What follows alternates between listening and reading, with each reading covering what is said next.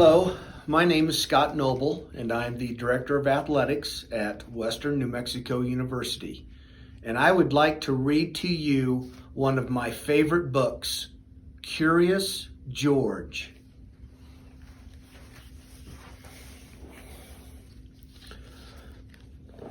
This is Curious George. This is George. He lived in Africa. He was very happy, but he had one fault. He was too curious. One day, George saw a man.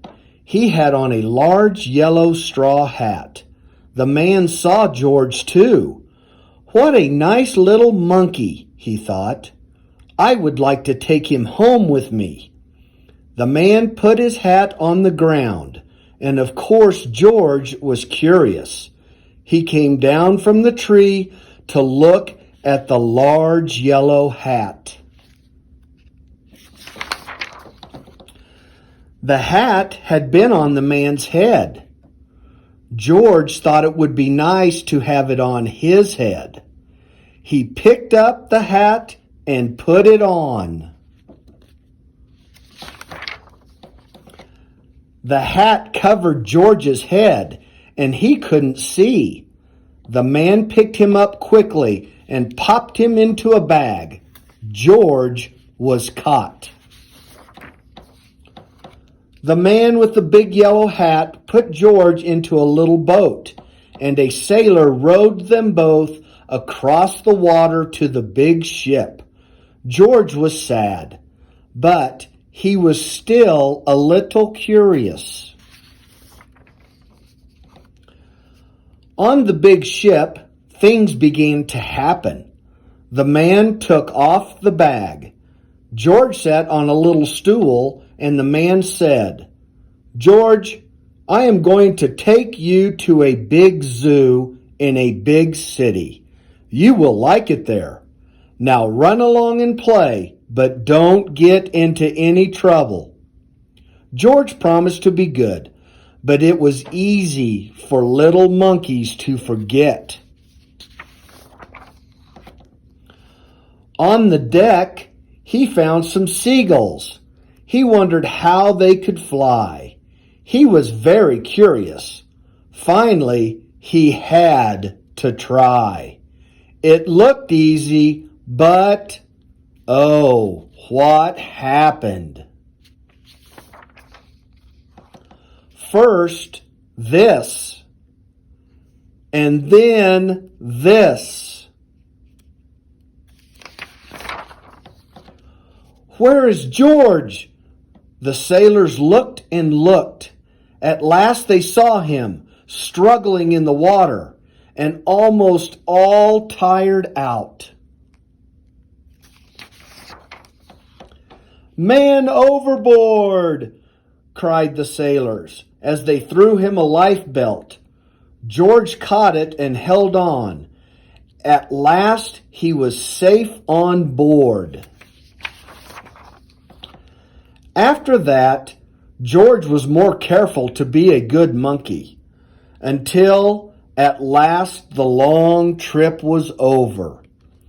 George said goodbye to the kind sailors, and he and the man with the yellow hat walked off the ship onto the shore and on into the city to the man's house.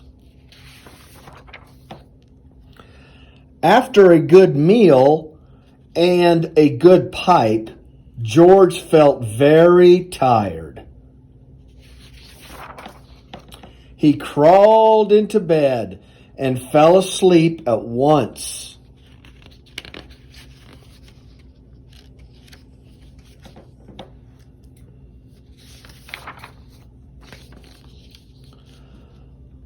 The next morning, the man telephoned the zoo.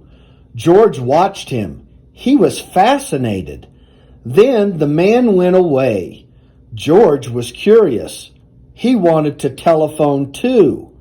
1, 2, 3, 4, 5, 6, 7. Oh, what fun.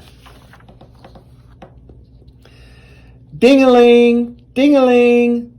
George had telephoned the fire station. The firemen rushed to the telephone. Hello, hello, they said, but there was no answer. Then they looked for the signal on the big map that showed where the telephone call had come from. They didn't know it was George.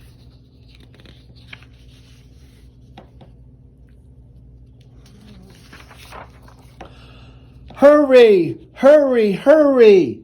The firemen jumped onto the fire engines and onto the hook and ladders. Ding dong, ding dong.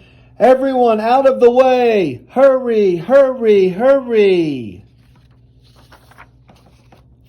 The firemen rushed into the house. They opened the door. No fire, only a naughty little monkey. Oh, catch him, they cried. George tried to run away. He almost did, but he got caught in the telephone wire. And a thin fireman caught him by one arm. And a fat fireman caught him by the other. You fooled the fire department, they said. We will have to shut you up where you can't do any more harm.